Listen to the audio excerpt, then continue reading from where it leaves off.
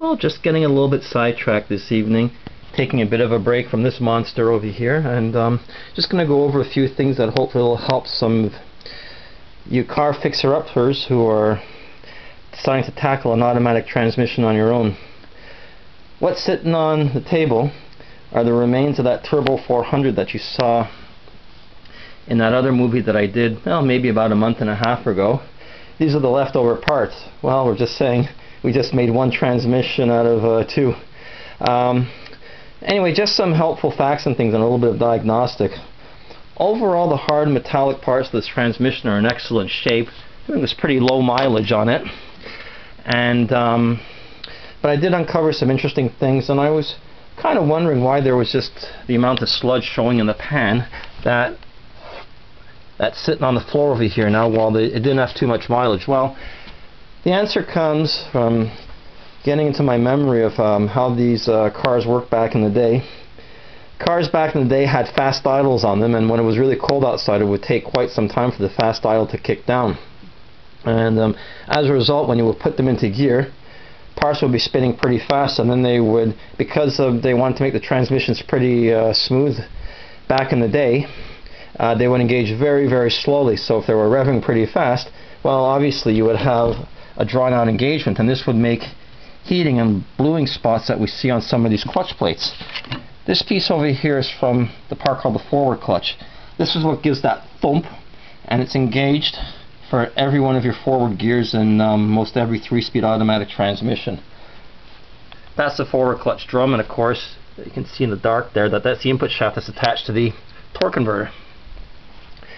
And where it's located in the transmission is back in this spot right over here. This is a Turbo 400 automatic, and it's located right over here. You can see the input shaft from the torque converter goes to this clutch assembly right over there. Alright, and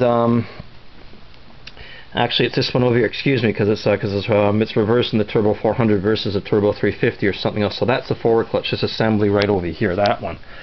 Alright, so you can see the plates are a little bit charred.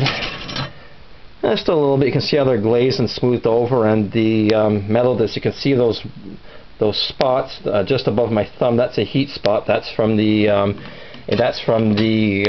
transmission engaging very, very slowly into forward gear. And then you can see second gear, which is always engaged under power, and when there's more hydraulic pressure in the transmission thanks to the modulation system. See these plates, they look almost brand new. You can see they still have the factory writing on them. And the metal plates, well, there's absolutely nothing to show any sort of burning on them whatsoever.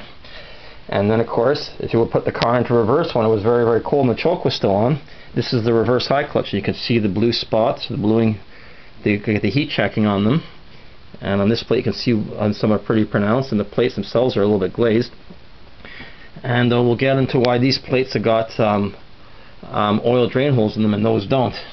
And anyway, that's the forward clutch, or excuse me, the reverse high clutch that we were just looking at, the assembly, this drum and this piece over here. So this engages when you're in third and when you're in reverse gear.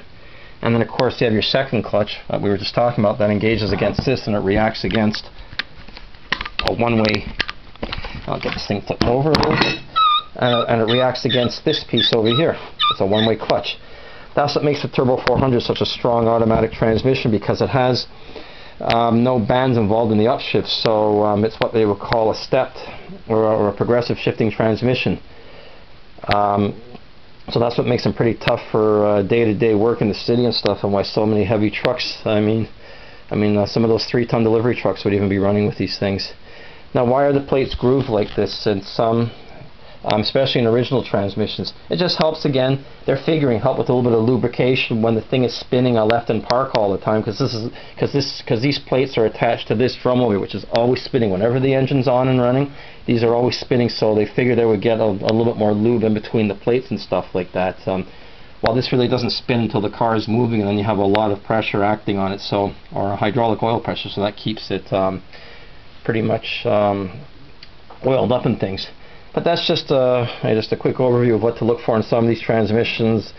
In 5 minutes that was a pretty quick lesson on things, and just this transmission, the hard parts, would make it a very, very good candidate for rebuilding. So obviously the parts are not going to be thrown out. They're going into the storage where all the other old cars are kept, because somebody somewhere will always need parts. I've been to parts of the world where people would be very, very grateful to have things like that. So we've learned never to throw things out. You never know when you're going to be needing them. And I hope this helped out a little bit. Any questions, don't be afraid to ask, and I'll see what I can honestly do to answer them from a grassroots level. Have a great day. May the winter projects come along just fine.